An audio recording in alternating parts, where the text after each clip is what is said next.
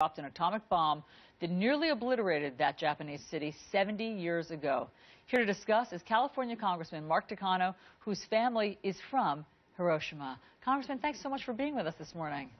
Good morning. Thanks for having me. Tell us what today means to you and your family. Well, for my family, it is extremely meaningful that the president's gone to Hiroshima to call the world's attention to the cause of nuclear disarmament and non-proliferation. I think the people of Hiroshima and the people of Japan are going to, I feel, a great deal of not only comfort but reassurance that the president is really trying to make sure that another nuclear weapon is never ever used again. Your great-grandmother saw the explosion in Hiroshima. She was in a sweet potato patch in the mountains, and she saw it happen. She witnessed it with her own eyes. She thought it was a fertilizer fire.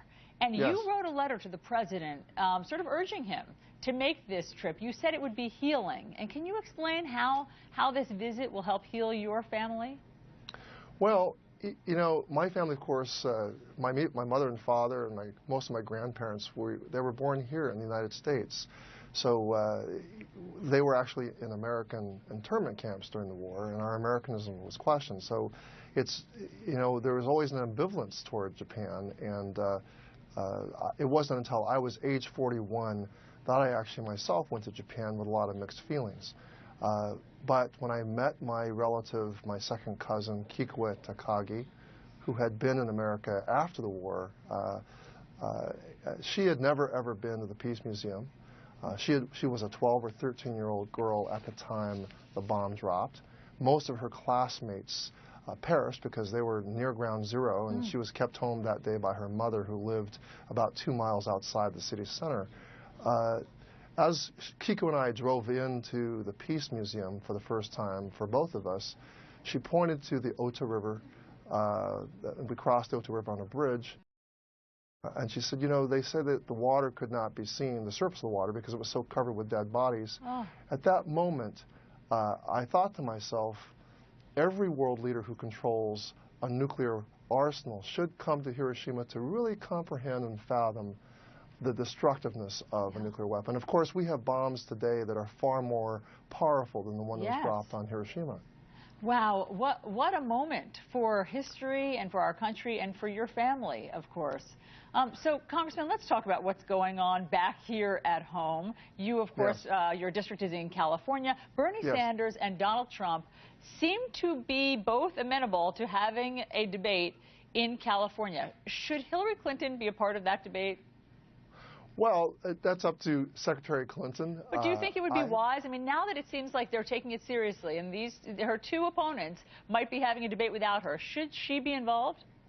Well, I think Secretary Clinton and you know, Senator Sanders have had ample time and numerous debates to be able to flesh out their differences. I don't know what another debate would do to amplify you know, the distinctions among the candidates, and so you know, I don't really have a strong opinion about whether she should be a part of that debate or not. Well, here's the problem, Congressman.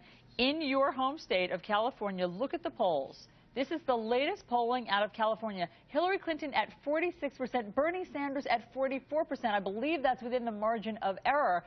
What do you think is going to happen in your state?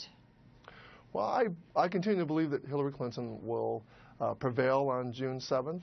I believe she will be the nominee of our party, regardless of what happens in California, but I still believe she's going to win California.